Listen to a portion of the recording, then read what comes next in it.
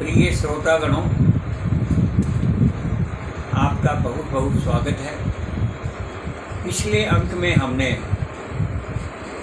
ब्रह्मांड यानी विश्व दर्शन करवाने का प्रयास किया था। आज हम भारत दर्शन की बात कर रहे हैं, भारत के बारे में बातें करेंगे। आप कृपया ध्यान से सुने। भारत की प्राचीन सभ्यता सिंधु घाटी की सभ्यता से शुरू होती है, जिसको हम नदी घाटी की सभ्यता भी कहते हैं। इस सभ्यता का पता हमें पहले नहीं था। आर्य सभ्यता को ही हम प्राचीन सभ्यता मानते थे, परंतु जब जगह जगह खुदाई हुई, वहाँ से हमें सिंधु घाटी की सभ्यता का पता लगने लग गया। और ये सिंधु घाटी की सभ्यता शहरी सभ्यता थी, इसमें विज्ञान का, सफाई का, रहने सहने का सब बहुत ही उचित प्रबंध था और ये वैज्ञानिक पद्धति पर आधारित थी। सिंधु के नाम से ही हमारा भारत देश हिंदू कहलाया और सिंधु को इंग्लिश में इंडस कहते हैं, उसी नाम से इंडिया कहलाया। भारत में रहने वाले जो पुराने लोग थे वो द्रविड़ थे, जो शिव के पुजारी थे। हिमालय की तलहटी में रहते थे, परंतु आर्य लोग जो मध्य एशिया से आए थे, कुछ लोग भारत में आ गए जो इंडो आर्यन कहलाए, कुछ लोग यूरोप में चले गए जो यूरो आर्यन कहलाए। तो उन्होंने यहाँ के लोगों को तंग करना शुरू कर दिया, आर्य लोगों ने। तो वो दुखी होकर के द्रविड़ जो लोग थे वो दक्षिण की तरफ चले गए, पलायन कर गए और उत्तरी भारत में आर्यों का राज हो गया। ये अपने आप को देवता और द्रविड़ों को राक्षस कहना शुरू कर दिया।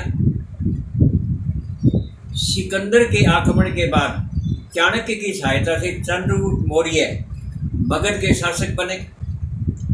इन्हीं के वंशज अशोक भी महान कहलाए। गुप्त युग में विक्रमादित्य के शासन में चहुओर विकास हुआ, इसीलिए गुप्ता पीरियड को सुनहरी युग भी कहते हैं। हर्ष के बाद अन्य जातियों के शासक भी भारत में आए। पृथ्वीराज चौहान ने मुस्लिम के बाद मुस्लिम शासक हो गया और मुस्लिम तो यहाँ के होकर ही रह गए। यूरोप वाले यहाँ व्यापार करने आए थे और स्थानीय शासकों की फूट का लाभ उठाकर सारे भारत पर कब्जा कर लिया। भारतीय संपत्ति लूट कर ले गए, परंतु सारे भारत पर अंग्रेजी राज होने के कारण भारत फिर हो गया। ये एक लाभ भी होता कि भी भारत एक विशाल भारत बन गया। परंतु बंटवारे के बाद भारत आज़ाद हो गया और पाकिस्तान अलग देश बना। नेहरू शासन को बंटवारे का, कश्मीर समस्या का और चीनी हमले का जिम्मेदार माना गया। पंचशील के सिद्धांत को तो अपनाया, वहीं कृषि उद्योग में भी तरक्की की।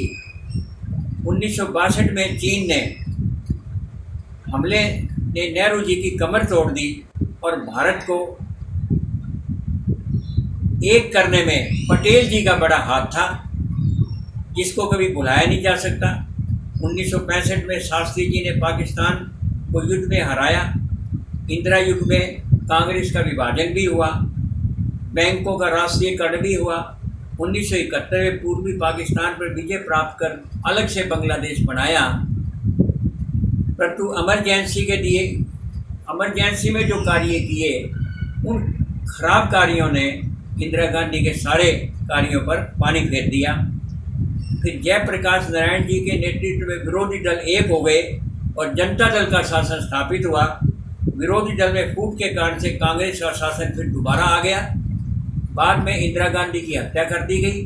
फिर राजीव गांधी के शासन संभाला, वे भी तमिल आतंकवाद के शिकार हो गए। 2014 में मिली जुली सरकारें कांग्रेस ने बनाई और 2014 के बाद वर्तमान भाजपा शासन को करने का अवसर मिला और बहुमत की सरकार बनी। भ्रष्टाचार दूर करने के लिए करेंसी बदली, कश्मीर की धारा 370 को हटाया, पाकिस्तान के आतंकवाद से मुकाबला करने में कई निर्णय लिए गए। मोदी जी के शासन में विदेश से जो भारत की ख्याति प्राप्त हुई है वो सराहनीय है। और घरेलू समस्याएं, बेरोजगारी, महंगाई आदि से लड़ना होगा, तभी देश आगे बढ़ेगा। अकेली सरकार कुछ नहीं कर सकती, हम सबको मिलकर के सुधार करना होगा। और जो विरोधी दल हैं उनको खराब कार्यों का तो वो विरोध करने का उनका हक बनता है, परंतु अच्छे कार्य का सराहना भी करनी चाहिए, तभी विरोधी दल का कार्य पूरा होता है। और हम उम्मीद रखते हैं कि भारत इसी तरह आगे बढ़ता जाएगा और एक दिन दुनिया के अंदर सरताज भारत ही कहलाएगा। इस प्रकार से भारतीय दर्शन आज तक के इतिहास से देने का प्रयास किया गया है। यदि आपको अच्छा लगे तो आगे बढ़ाने का प्रयास करना। बहुत बहुत धन्यवाद।